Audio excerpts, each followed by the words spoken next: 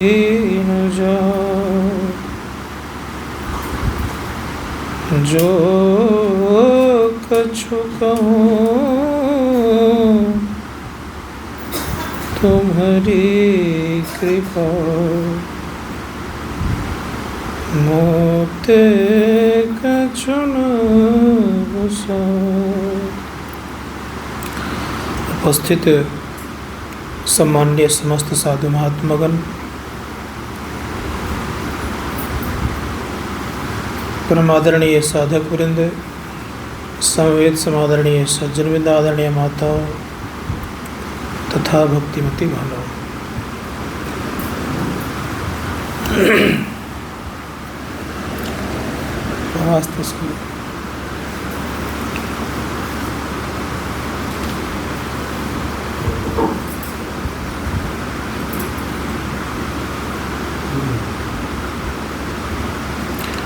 बोलिए प्रेम से श्री सद्गुरु महाराज।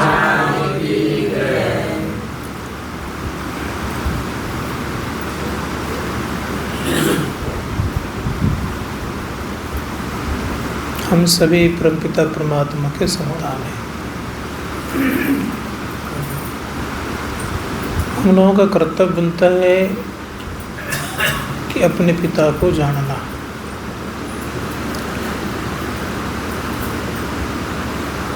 पिता की गोद में जब तक नहीं बैठेंगे तब तक बच्चे को शांति नहीं मिलती है। कथा आप लोगों को विदित है, जानकारी भी है कि उत्तानपाद का पुत्र ध्रुव था। ध्रुव एक दिन अपनी माँ सुनीति से कहते हैं कि माँ, मेरी इच्छा है कि आज मैं पिता की गोद में जाके बैठूं। माँ ने समझाने का प्रयास किया कि देखो पुत्र, तुम्हारे पिता छोटी माँ के कथनानुसार चलते हैं। वहाँ तुम जाओगे, हो सकता है कि तुम्हें अपमान भी सहना पड़े, इसलिए सोच लो। कहा नहीं माँ, पिता की गोद में बैठने के लिए पुत्र को कौन मना कर सकता है। जन्म जात सब ये अधिकार है। पिता के गोद में बैठने के लिए बच्चों का जन्मजात अधिकार है, याद रखिएगा। माँ बेचारी चुप हो गई और चल दिए। पिता सिंहासन पर बैठे हुए थे। पिताजी पिताजी कहा करके पिताजी की गोद में बैठ गए। पिताजी बिठा लिए। यह दृश्य उनकी छोटी माँ अर्थात सुनीति को तो नहीं, सुरुचि को बर्दाश्त नहीं हुआ। सुनीति उनकी अपनी माँ थी, सुरुचि उनकी छोटी माँ थी। खींच करके नीचे कर दी। धड़ाम से गिर भी गया बच्चा। पिताजी उठाने के लिए चाहे, लेकिन सुरुचि के बस में होने के कारण सिंहासन से उठ नहीं पाए।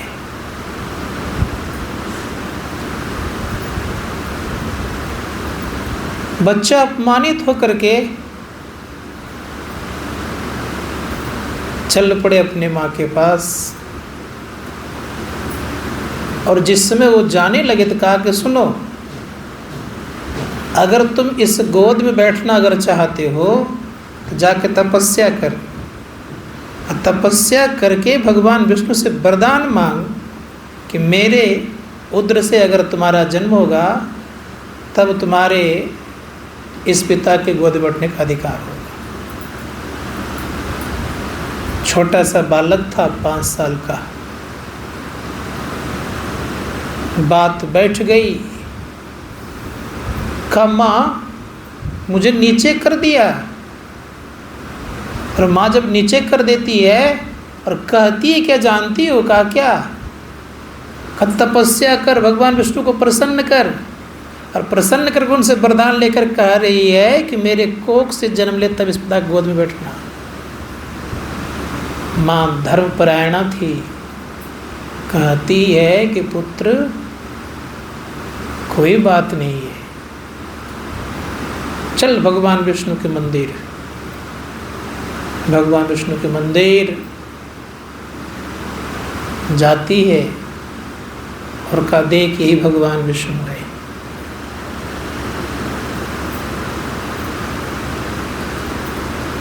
इनके गोद में बैठ जाओगे तो कभी उतरोगे नहीं। इस पिता की गोद में कौन पूछे, उस पिता की गोद में बैठो।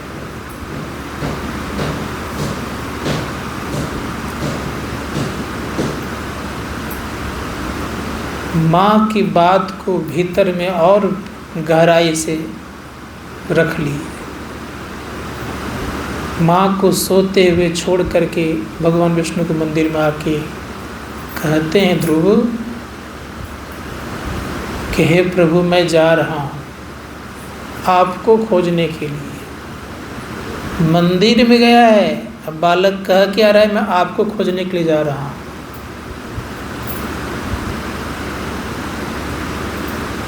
परिणाम क्या आगे हुआ, कहता है बालक मेरी माँ की रक्षा आप करेंगे। ये स्थिति जैसे माँ को प्रणाम करके निकलता है वो बालक ध्रुव, तो खाली जंगल ही जंगल था।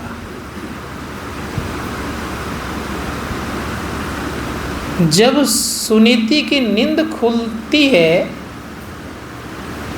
तो ध्रुव को देखता नहीं, जब देख पाती है तो दौड़े दौड़े राजा के दरबार में पहुंचती है, और पहुंचते ही कहते ध्रुव नहीं है। सुरुचि कहती है कहीं गया होगा खेलने के लिए, बालक है आ जाएगा। तो सुनीति कहती कि रात्रि काल में कभी वो कहीं जाते नहीं है, कहाँ चले गए पता नहीं चला।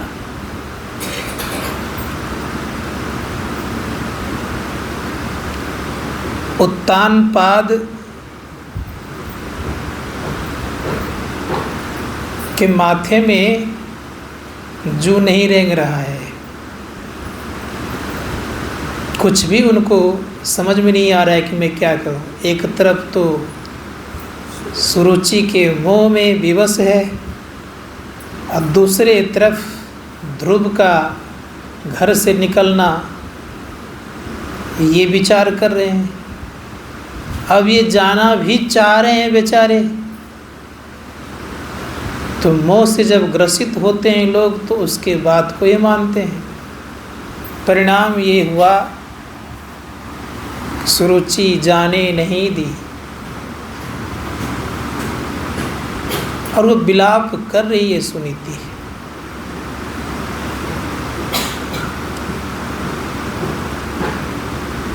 कुल गुरु आते हैं सुबह और बहुत फटकार लगाते हैं कि आप स्त्री की मोह में आकर के धर्मपरायणा स्त्री को आपने परित्याग किया है राजन, इसका फल आप भोगेंगे और बहुत बड़ा दुष्परिणाम होगा। बहुत समझाने पर भी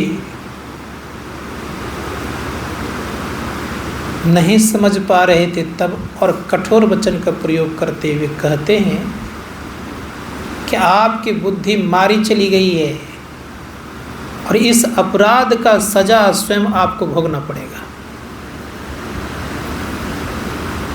राजा उत्तानपाद कहते हैं कि मुझे जो सजा देने दे दीजिए, जो इच्छा है देने दे दीजिए। राजा को सजा स्वयं राजा देता, दूसरा कोई नहीं।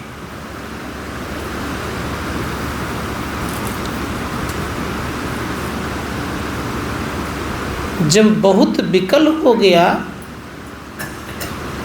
राजा तो बर्दाश्त नहीं करने पाए, अपने पास कटारी था, मारना ही चाह रहे थे अपने आप।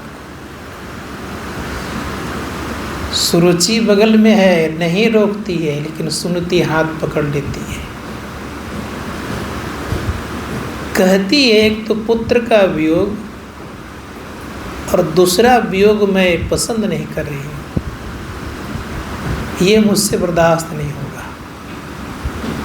और परिणाम ये हुआ कि सुनीति कहती है कि चलिए खोजने के लिए। अब ये ताना मारती है सुरुचि, मैं समझ गई कि इसके मुंह के जाल में आप आ ही जाएंगे। फटकार लगाने के बावजूद भी समझती नहीं है। ध्रुव चला। ध्रुव जब चला तो जंगलों में केवल अकेला बेचारा था। उस जंगल में भयानक डाकू रहा करता था।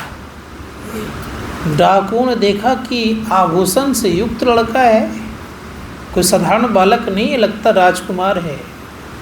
सारे आभूषण को उतार लिए और उतार लेने के बाद सोचा कि अगर छोड़ दूंगा पता चल जाएगा राजा को, तो सबको मार देगा, क्यों न इसको पहाड़ से नीचे गिरा दूं। तो सारे डकैत मिलकर के पहाड़ से नीचे गिरा दिए। जैसे नीचे गिरा दिए तो ये याद रखिएगा, जो कि प्रकृति है, जिसको हम माँ लक्ष्मी कहते हैं, उन्हें विकलता हुई। और भगवान विष्णु से कहते हैं कि प्रभु मेरे पुत्र नीचे गिर रहे हैं। भगवान जाकर उनको रोकते हैं और पुनः उनको सर जमीन पर लेटा देते हैं। नींद खुलती है, ध्रुव चल पड़ते हैं। क्या खोजने के लिए? उस परम पिता परमात्मा को। जब खोजने के लिए चल पड़े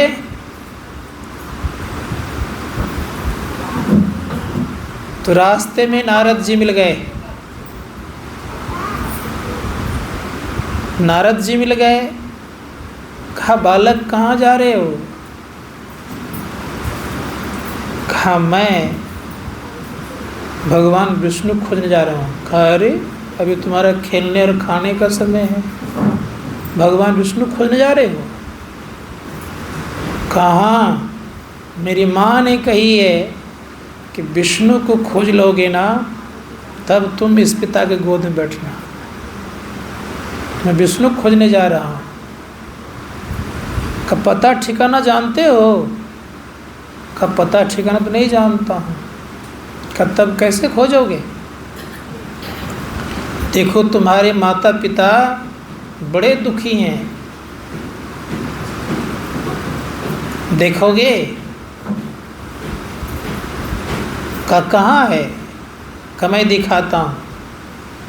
तो कमंडल में जल था, उस जल में माता पिता दोनों को दिखा रहे हैं। का देखो कितना विकल हैं, कितने परेशान हैं, कितना रो रहे हैं।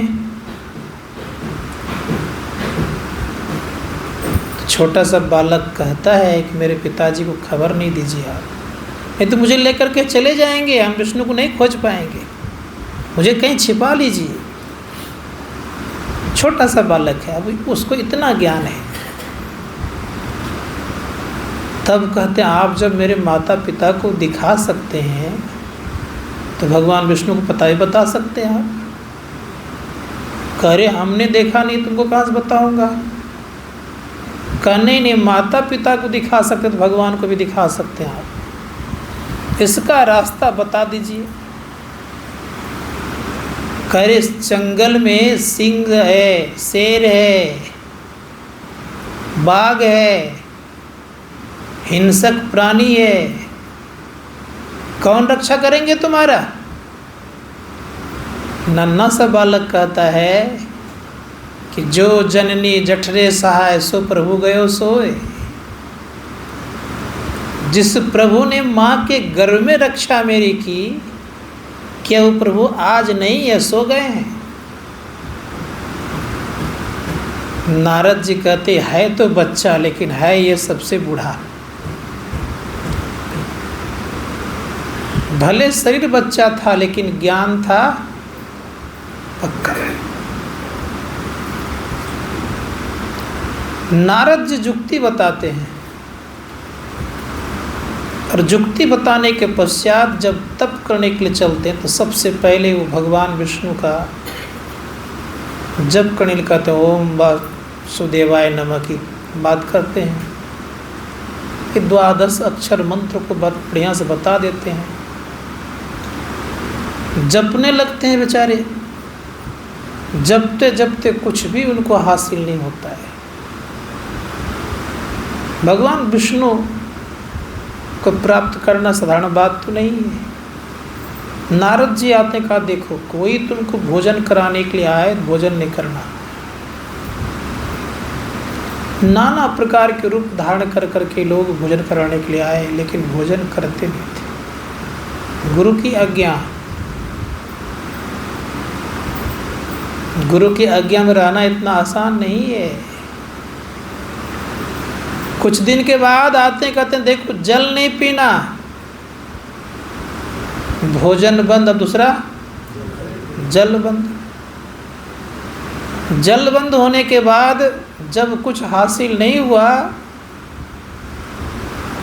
तो इंद्र को बहुत परेशानी होने लग गई कि कहीं अगर ये तप में पूर्ण हो गया तो शायद इंद्रासन ना मांग ले, स्वर्ग मेरा चला ना जाए। तो अग्निदेव को भेजा, वरुण देव को भेजा, अप्सराओं को माता के रूप में भेजा, सबों को पार करते गए। करते करते करते करते एक दिन स्वयं अपने से भी आ गए, वो भी पार कर गए। जब सबको पार कर गए तब नारद जी कहते कि सुनो, एक काम करो, अब श्वास लेना तुम बंद कर दो। जैसे श्वास लेना बंद किया, सारे प्रकृति मंडल स्थिर हो गए, और जब स्थिर हो गए तो हलचल प्रकृति मंडल में होने लग गया। भगवान के यहाँ प्रकृति तो स्थिर हो ही गई, लेकिन भगवान विष्णु के मन में होगा अब नहीं जाऊंगा तो संसार बचेगा नहीं। भगवान विष्णु आए, दर्शन हुआ, का तुम्हें क्या चाहिए? का दर्शन से सब कुछ मुझे मिल गया। उन्होंने कहा है कि ओम पूर्णमदः पूर्णमिदं पूर्णात् पूर्णमुच्यते पूर्णस्य पूर्णमादाय पूर्णमेवावशिष्यते। मैं पूर्ण हूँ क्योंकि पूर्ण से निकला हूँ। पूर्ण से निकलता है, पूर्ण ही बचता है। इसीलिए अब मुझे कुछ नहीं चाहिए। खा वत्स, अब चलो तुम घर, तुझे मैं घर पहुँचा देता हूँ। भगवान विष्णु उनके घर लेकर के आते हैं, उनके दरवाजे पे छोड़ देते हैं। संजोग से सुरुचि से भेंट हो गई, प्रणाम करते हैं।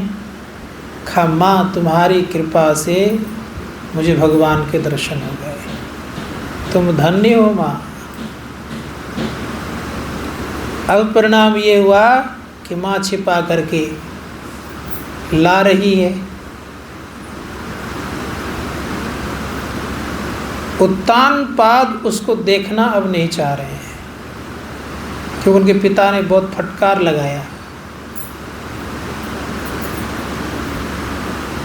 तब जैसे ही ध्रुव को बाहर करते हैं, पीछे से आगे करते हैं, पिता गोद में उठाते हैं और बहुत लाड़ प्यार करते हैं। अधिकार नहीं था, अब अधिकार मिल गया। इसीलिए हम आपकी जाति है आत्मा, ब्रह्म पिता है, सनातन माता है और आध्यात्मिक धर्म है। याद रखिएगा, धर्मशास्त्रकार कहते हैं कि सबकी जाति क्या है? आत्मा। आत्मा की जाति है, याद रखिएगा। ये मत समझिएगा कि हम लोग क्या कहते हैं फलाने फलाने जाति के हैं। सबकी जाति है आत्मा। पिता कौन है? ब्रह्म। माता कौन है? सनातन। और धर्म क्या है? आध्यात्मिक।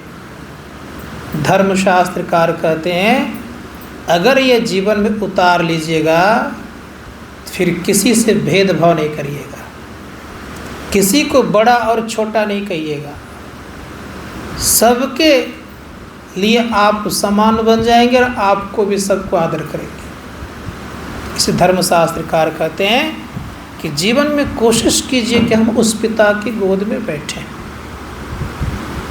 उसके लिए नाना प्रकार का कष्ट भी आता है जीवन में, क्योंकि ध्रुव को बहुत कष्ट हुआ उसको प्राप्त करने के लिए। संत महात्मा गण कहते हैं कि अगर जीवन में कुछ करना अगर चाहते हैं तो ये ख्याल करना पड़ेगा कि मनोयोग पूर्वक हम लोगों को साधना करनी चाहिए। लेकिन साधना तभी संभव होगा कि जब आपके जीवन में कोई पाखंड नहीं रहेगा। गुरु महाराज कहते पाखंड और अहंकार तजी, निष्कपट हो और दीन हो, सब कुछ समर्पण कर गुरु की सेवा करनी चाहिए। पाखंड जब आता है तो साधना नहीं होती है, याद रखिएगा। अहंकार जीवन में आता है तो साधना नहीं होती है। तो कह रहे हैं पाखंड और अहंकार तजिए। पाखंड क्या है? जिस कार्य को करने से हमें लाभ भी नहीं हो और दिखावा बहुत ज़्यादा हो, इसे पाखंड कहा जाता है। जैसे उदाहरण देता हूँ,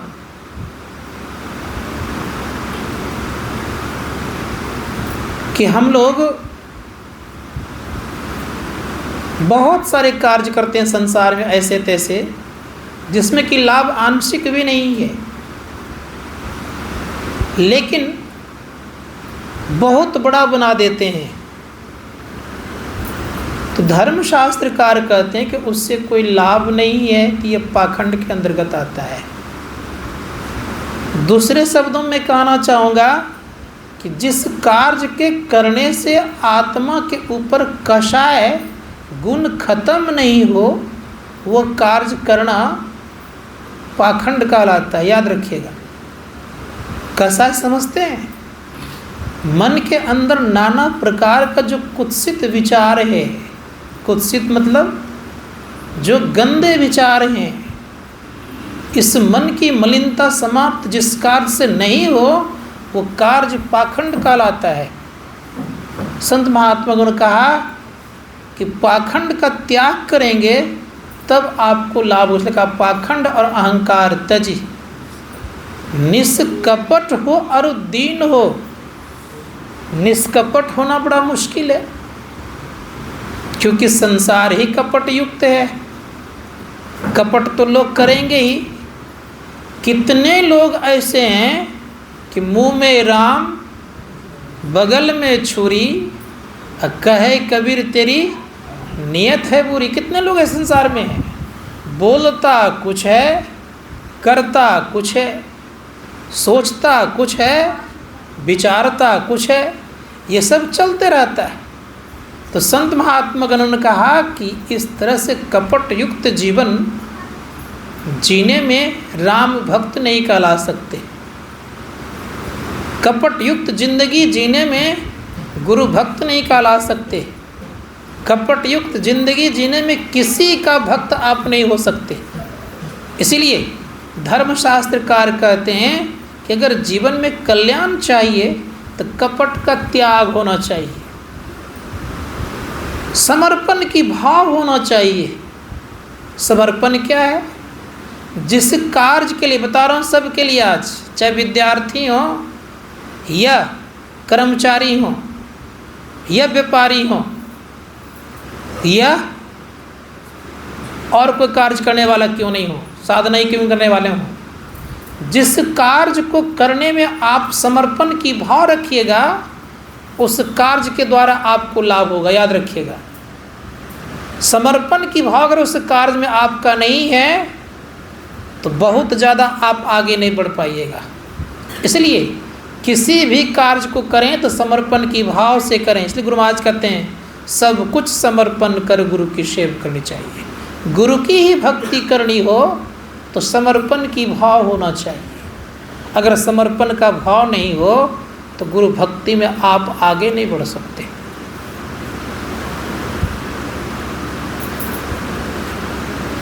धर्म के नाम पर बड़े बड़े महापुरुषों ने अपना जीवन बलिदान दिया। देख लीजिए,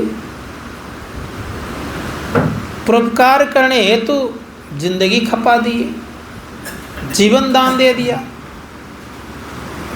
दधीची का नाम आप लोगों ने सुना होगा।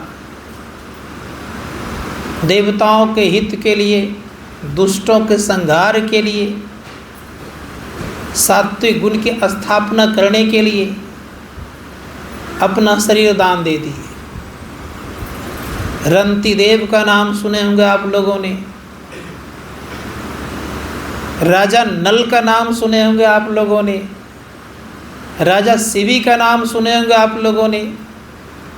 संत महात्मा गण कहते हैं, ये सारे महापुरुषों ने धर्म कार्य के लिए बहुत कुछ किया है। राजा नल का नाम सुने होंगे आप लोगों ने। राजा नल बड़े उच्च कोटि के राजा थे। संजोग से एक दिन साधना करने के क्रम में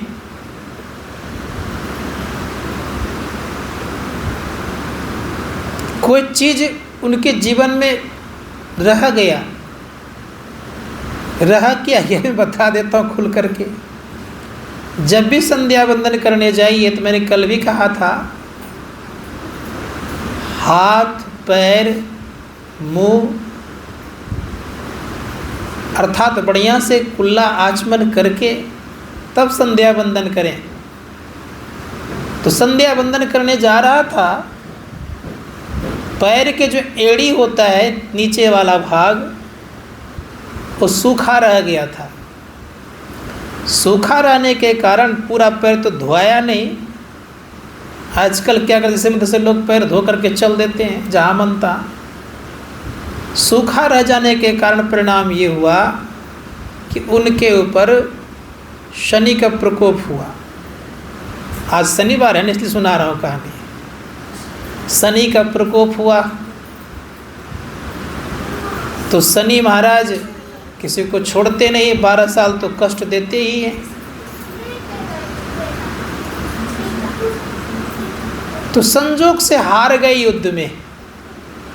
राजा राज्य से निकल गए धर्मपत्नी को लेकर के। अब 12 वर्षों तक बहुत कष्ट, लंबी कहानी, उधर मैं जाऊंगा, ढेर दूर नहीं, संक्षेप में इतना ही कहूँगा कि जब दिन खराब होता है लोगों का,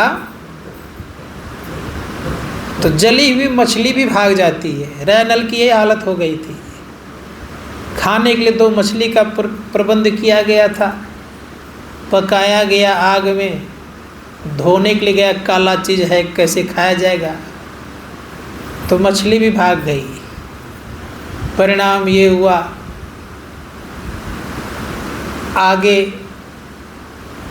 एक सर्प को बचाया, आग से बेचारा लिपटा हुआ था, तो जो इस सर्प को बचा, सर्प दंश कर लिया, तो शरीर विष से युक्त हो गया। संजोग से एक साहूकार को बचाने के लिए रंती देव गए, तो उनकी पत्नी को लेकर के चल दिया। बहुत घटना घटी उनके जीवन में। लेकिन जब दिन आता है तो सब धीरे धीरे आसान हो जाता है। उनकी पत्नी की रक्षा उन्होंने स्वयं अपने से की। अर्थात पत्नी की रक्षा कैसे हुई? धार्मिक प्रवृत्ति की थी, सती रूप में थी, पूरा शरीर में भगवान से वरदान मांग ली कि मेरे शरीर में पूरा कुष्ठ हो जाए। कुष्ठ से शरीर में पीप बहता है, दुर्गंध स्वाभाविक सी बात आ ही जाती है। इससे उसकी रक्षा हुई। जब 12वां साल पार करने लग गए तो सब के सब मिल गए। राज भी मिल गया, पत्नी भी मिल गई, सर्प ने जो दंश किया था वो सर्प भी मिल गए, और उन्होंने कहा कि मैं आपको बचाने के लिए दंश किया था। तो कहानी उधर जाना नहीं चाहता, लेकिन इतना संक्षेप में मैं कहूँगा, फिर भी राजा नल ने धर्म को नहीं छोड़ा। कौन सा धर्म?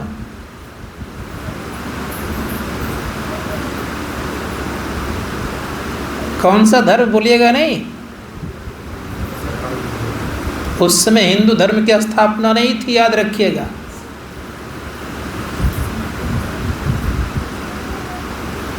ये जानना होगा। कौन सा धर्म नहीं छोड़ा? सनातन धर्म भी की स्थिति जो है ना, सनातन एक समय है, धर्म नहीं, याद रखिएगा। धर्मशास्त्र कारकत समय है, सनातन है, मतलब सनातन ये है, परम पुरातन, परम सनातन बोलते ना हम लोग। तो समय है, ये बहुत दिन से चलते आ रहा है, और समय को हम लोग धर्म मान लेते हैं। बड़े विचित्र बात लगता है कौन सा धर्म? इसको जानना होगा। सनातन नारायण को भी कहते हैं, याद रखिएगा कि नहीं। तो ये धर्म कैसे हो गए?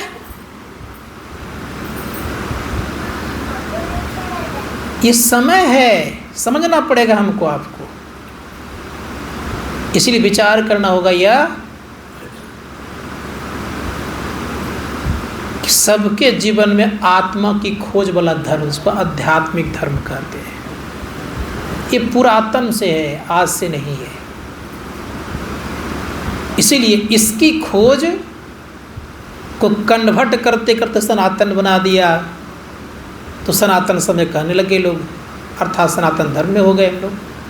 लेकिन प्रारंभ में यही था। इतिहास पढ़िएगा तब पता चलेगा। तो बहुत लोग इतिहास को पढ़ते नहीं है, खाली बोल दे सनातन सनातन बोल देते हैं, लेकिन हकीकत बात तो यह है कि सनातन नारायण का भी नाम है।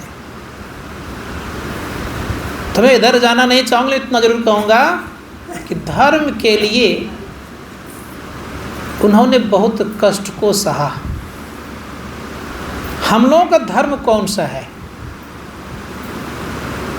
संप्रदाय में हम लोग भले जी रहे हैं आज।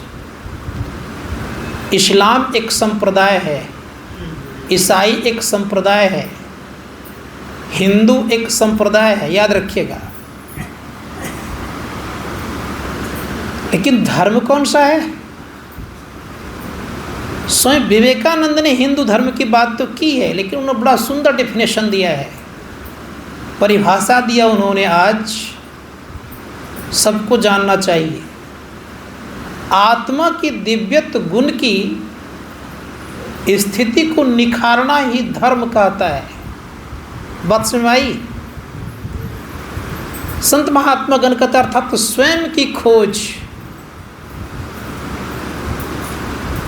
आदि शंकराचार्य जी महाराज क्या कहते हैं, उनके संबंध में जानना चाहिए।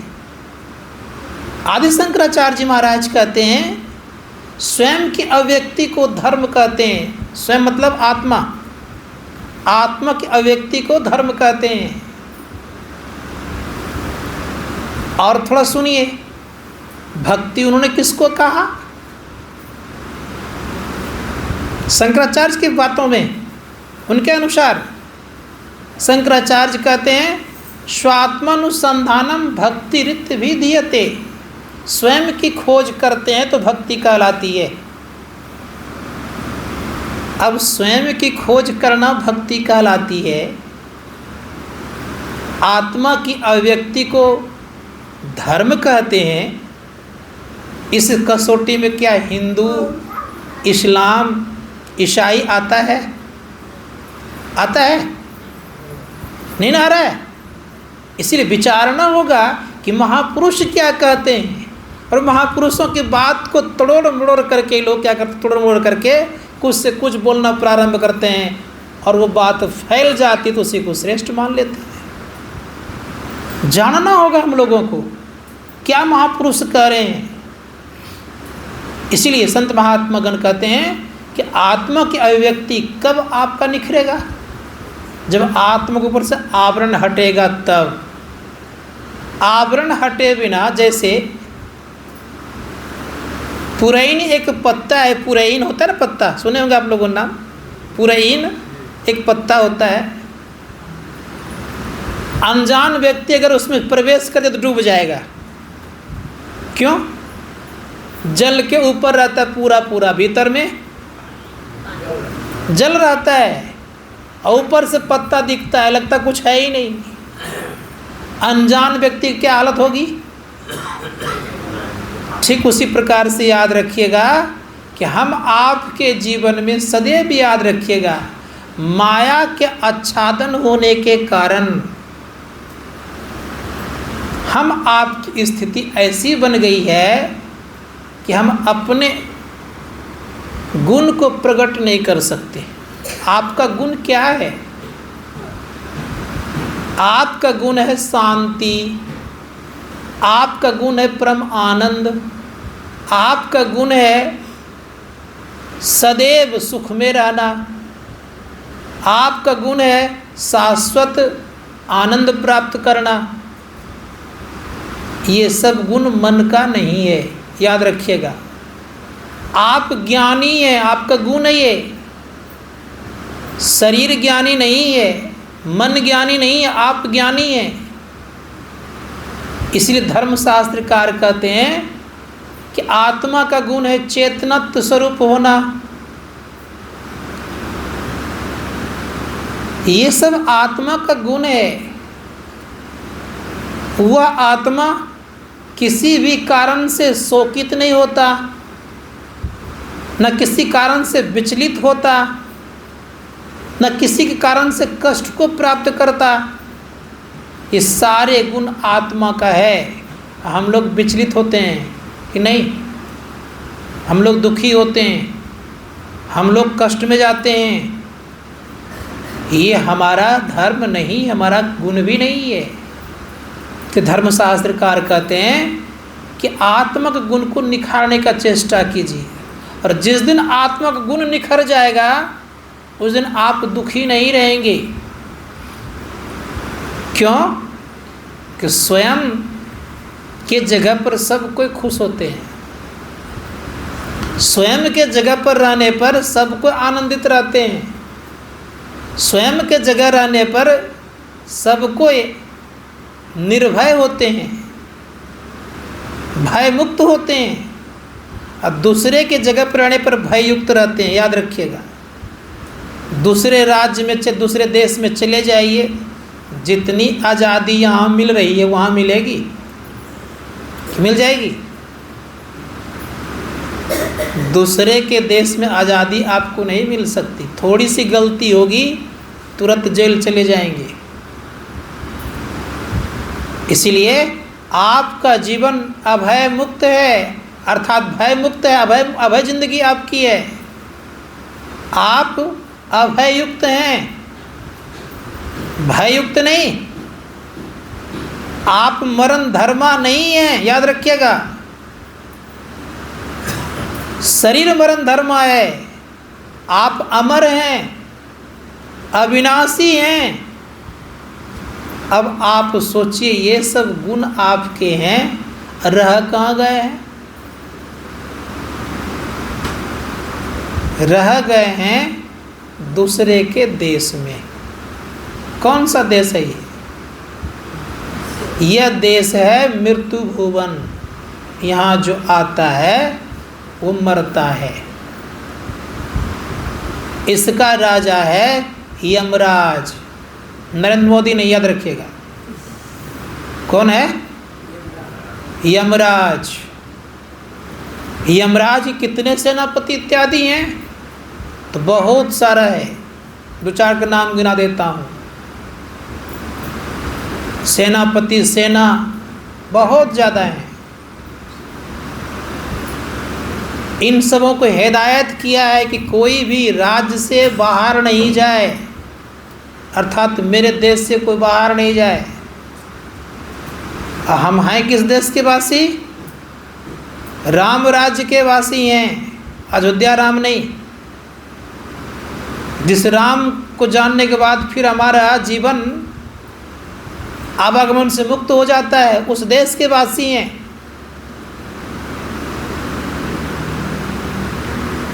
तो क्या किया यमराज ने? लगाया है बहुत बड़ा जाल।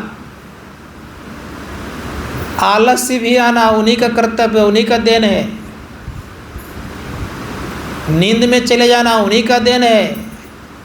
गुनावन आना उन्हीं का देन है।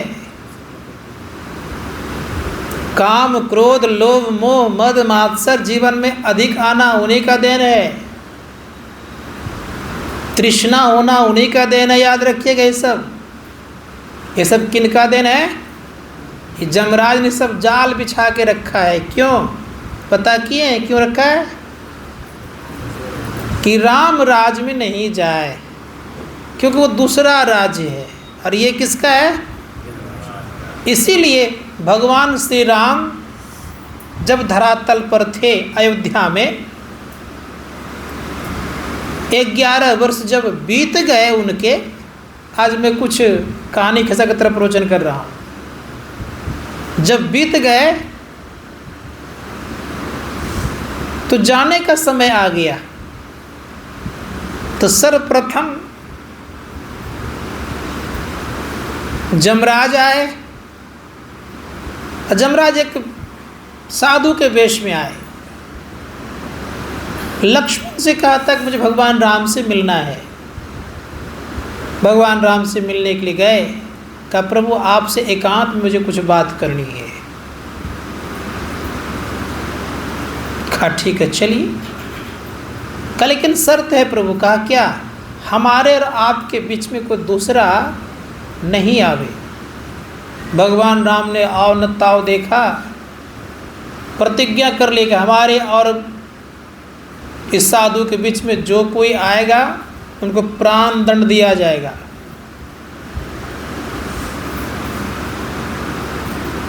बातचीत चलने लग गई। चलते चलते अधिक बात होने लग गई। तब तक दुर्वासा के वेश में आ गए एक ऋषि। और दुर्वासा क्रोधित तो हैं ही, वो भी कहते हैं मुझे राम से मिलना है। लक्ष्मण कहता है कि भैया कुछ आवश्यक बात कर रहे हैं, अभी जाने की अनुमति नहीं है। अब दुर्वासा ऋषि के रूप में जो भी ऋषि आए वो कहते हैं कि अगर तुमने राम से नहीं मिलाया तो मैं अयोध्या को श्राप दूंगा, जल करके राख हो जाएगा। अब लक्ष्मण सोचने लग गया कि अयोध्या बच जाए, यहाँ की प्रजा बच जाए, मेरी जान चलिए तो कोई बात नहीं है। तो जैसे भगवान राम के वार्तालाप के क्रम में जैसे प्रवेश किए, तो जमराज तो अपने वेश में थे, तुरंत विलीन हो गए। भगवान राम का तो लक्ष्मण तुमने ये क्या किया? मेरी प्रतिज्ञा तो ये थी कि जो कोई मेरे बीच में आएगा उसे प्राण दंड दिया जाएगा। लक्ष्मण कहता कि प्रभु मैं क्या करता, अयोध्या को श्राप देने दुर्वासा ऋषि आ गए हैं। उधर दुर्वासा ऋषि भी नहीं है और जमराज भी नहीं है। प्रतिज्ञा निभाने हेतु भगवान श्री राम एक सभा बुलाते हैं। उसमें गुरु वशिष्ठ हैं, चारों भाई हैं, पवन कुमार अर्थात पवन पुत्र हनुमान हैं, साथ में और मंत्रीगण बैठे हुए हैं। भगवान राम चुपचाप हैं, शांत हैं, कुछ बोल नहीं रहे हैं। अब फैसला सुनाना क्या है कि प्रतिज्ञा है कि प्राण दंड देना है। भाई ये कुछ बोल भी नहीं रहा है। परिणाम ये हुआ सब के सब कहने लग गए कि प्राण दंड देना उचित नहीं है। किसी तरह से कोई विकल्प नहीं निकल रहा था। अब क्या करता? तो हनुमान जी खड़े होते कहते प्रभु किसी विशेष लोगों को त्याग देना भी प्राण दंड के समान होता है। अर्थात जो प्रतिष्ठित है, जो अपना है, उसको त्याग देना भी प्राण दंड के समान होता है। जैसे इस बात को हनुमान जी कहते हैं भगवान राम को और सभा को ये बात अच्छी लगी। सभा के बीच में ही भगवान श्री राम कहते मैं लक्ष्मण का परित्याग कर रहा हूँ। जैसे लक्ष्मण का परित्याग हुआ तो लक्ष्मण जाकर सरयू नदी में जाकर के अपना प्राण गंवा दिए। लक्ष्मण चले गए तो भगवान राम कब तक रहेंगे? अब भगवान राम भी कहते अब मेरा जाने के बारी है कि मैं भी अब चला। भगवान राम भी चले गए। एक बार जमराज आया तो सबको लेकर के चले गए। लेकिन संत महात्मागण कहते हैं कि अगर आप गुरु तत्व को जान जाएंगे तो जमराज को ले जाने की ताकत नहीं है, आपका अपना अधिकार रहेगा। इसीलिए धर्मशास्त्रकार कहते हैं आवरण से मुक्त हो जाएंगे तो जमराज आपको पकड़ करके नहीं ले जाएंगे, कितनों बार क्यों नहीं आ जाए, वो आपका अधिकार रहेगा। क्या किया आपने? कोई पूजा पाठ तो नहीं कर रहे हैं आप। क्या करने जा रहे हैं आप? केवल आवरण से मुक्त होने का उपाय करके उपाय कर लिए। अगर ये काम करते हैं हम जम के फंदे से निकल जाते हैं। इसीलिए गुरु महाराज बड़े प्रेम से कहते हैं कि हमारी जो सूरत है फंस गई है। कहाँ? फंसी श्रुति आई यम फांसी अयन सुधि आपनी नासी। गुरु महाराज करें कि हमारी सूरत कहाँ फंस गई है? संसार में। फंसी श्रुति आई यम फांसी, श्रुति फंस गई तो यम के फंदे में हम लोग पड़ गए हैं। इसीलिए विचार करना होगा कि यम के फंदे से अगर बाहर निकलना है तो अपनी सूरत को वहाँ से निकालिए। कहाँ सूरत है भाई? संत महात्मा गण कहते कि सूरत फंस गई है इस संसार में आकर के। और किस तरह से फंसी है तो पता नहीं चलता है। चलता है आप लोगों को? एक कहानी सुनाता हूँ आप लोगों को आज। एक व्यक्ति, महाभारत की कहानी है, धृतराष्ट्र रह रहे हैं वहीं पर। महाराज युधिष्ठिर बन गए राजा तब भी, लेकिन समझाने के क्रम में एक कहानी सुनाते हैं। कौन? तो विदुर जी। किनको? धृतराष्ट्र को। कहते भैया एक सज्जन के पीछे एक हाथी पड़ गया, वो भागने लगा भैया। भागते भागते भागते जंगल की तरफ भागा, और जंगल की तरफ जब भागा तो काफ़ी घास होने के कारण पता नहीं चला, एक बहुत बड़ा गड्ढा में गिर गया। कुआं का टाइप का था गड्ढा, वो उसी में गिर गया। लेकिन तब तक एक बाघ आ गया। ऊपर में बाघ है भैया, लेकिन उस गड्ढा के बीच में एक वृक्ष था। तो नीचे देखता कि एक काल रूपी सर्प मुंह फाड़े हुए, भयानक सर्प है।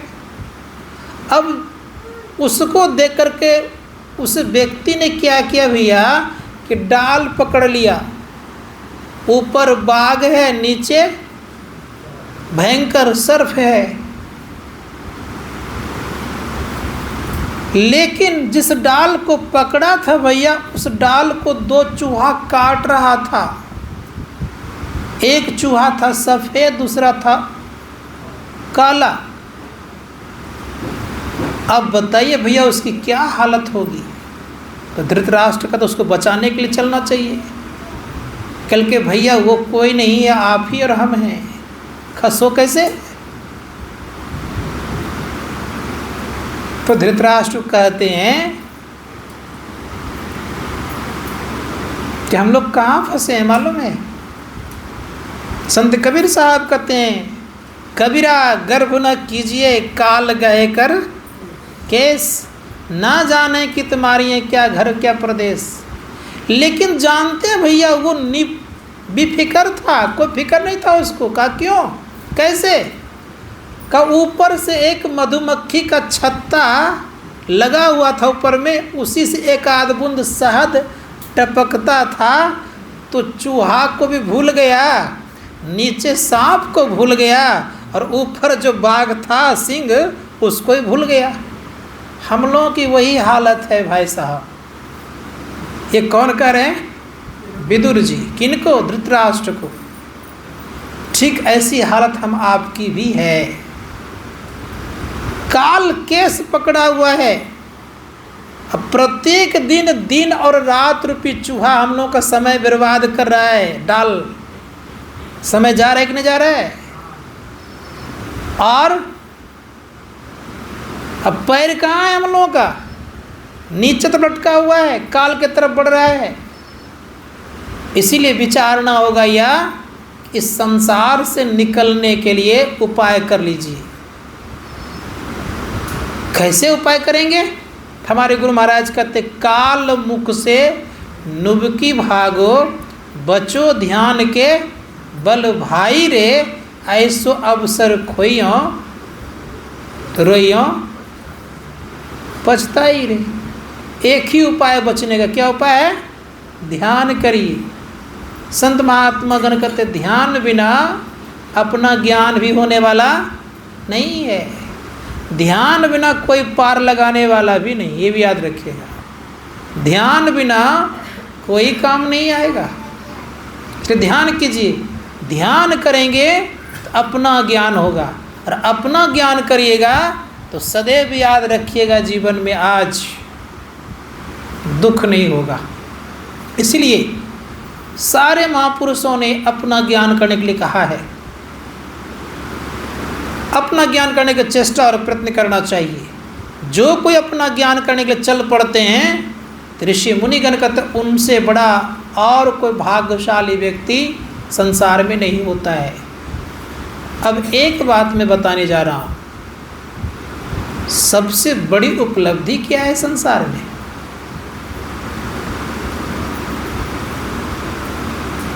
अरबपति बन जाना, खरबपति बनना, क्या उपलब्धि है? इसकी मान्यता ज़्यादा होती है। बहुत धनवान व्यक्ति आते हैं तो बड़े प्रतिष्ठित हैं तो उनको आदर देते हैं, धन आदर दिलवाता है, नहीं। लेकिन ये उपलब्धि तो नहीं है। मानव जीवन का सर्वोपरि उपलब्धि मैं बता रहा हूँ, जो कि बहुत बड़े दार्शनिक ने कहा है, मैं नहीं कह रहा हूँ। उस दार्शनिक का नाम था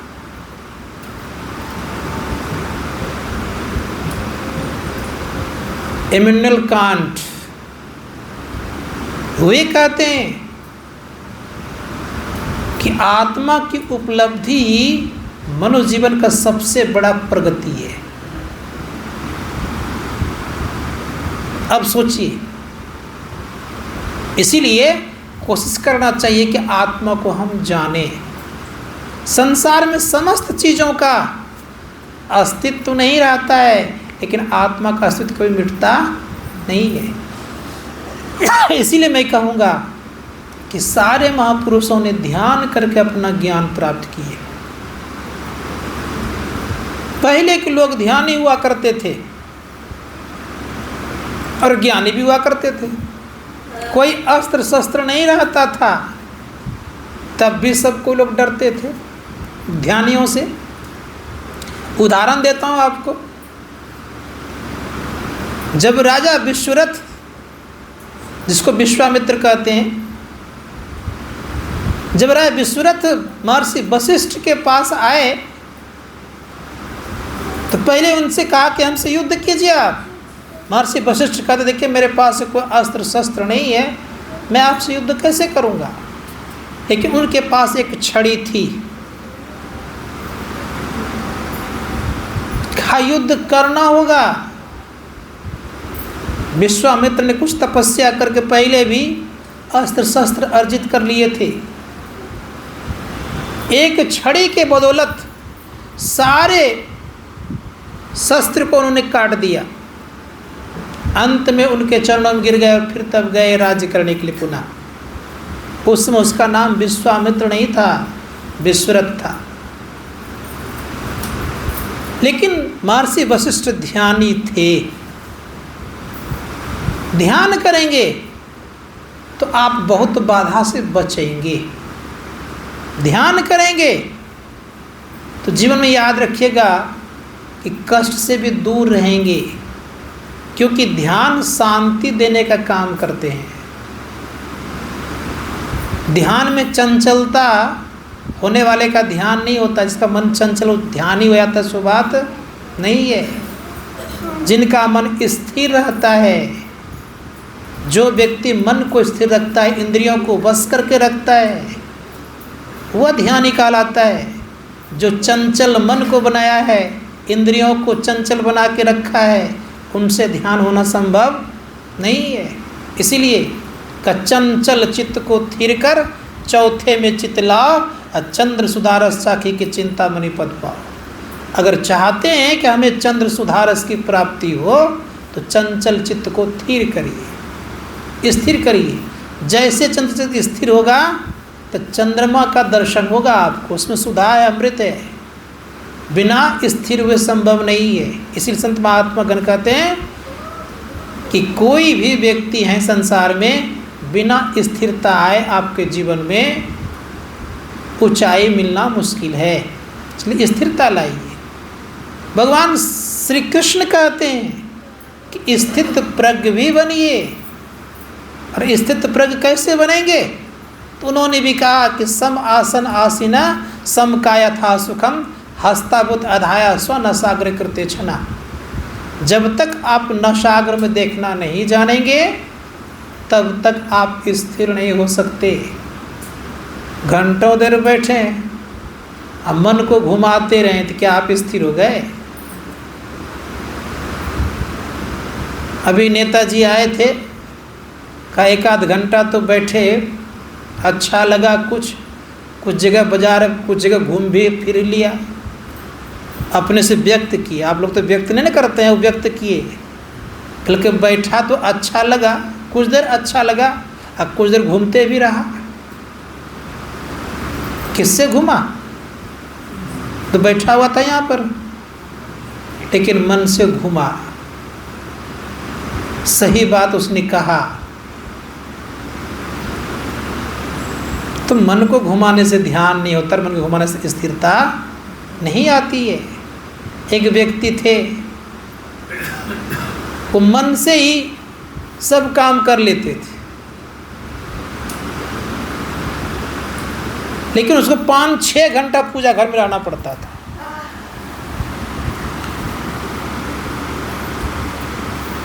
तो कहते थे, जानते 5-6 घंटा हम ध्यान करते हैं, तब तो बड़ी अच्छी तरक्की हो गई होगी। लेकिन कुछ दिखता नहीं है हमको। तो पूछा क्या करते हो?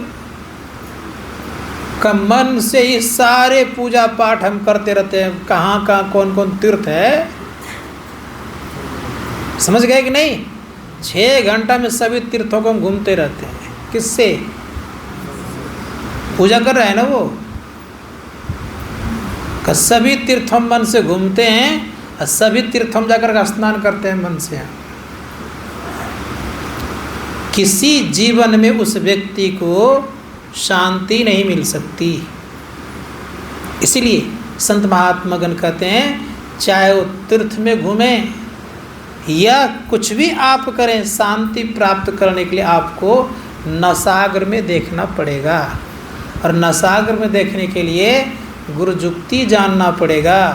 और जुक्ति जान करके भक्ति करेंगे तब आप आगे बढ़ेंगे। परम पूज्य साईं समझ माय ने कहा है, गुरु जुगती से ताको गगन में तब झलके एक तारा रे, वह तारा गुरुदेव बतावे ज्योति महल का द्वारा रे। गुरु जुगती से तक गगन में, गुरु जुगती से आप नसाग में देखना जानेंगे और देखते रहेंगे तो क्या मिलेगा? तो परम पूज्य गुरुदेव कहते हैं कि उसका स्वभाव है जो ठीक ठीक एक जगह देखता, अनेक जगह नहीं। आपको एक उदाहरण देता हूँ, किसी को मोटे ग्लास वाला चश्मा होगा, उसमें बहुत पावर होता है। एक बेचारे मजदूर थे, मैं आँखों दिखा रहा हूँ, देखी बात बता रहा हूँ। मोटा ग्लास था उसके पास, बीड़ी पीने को उसको बहुत शौक था उस मजदूर को। वो क्या करता, सलाई नहीं था, माचिस नहीं था, लेकिन बीड़ी उसके पास था।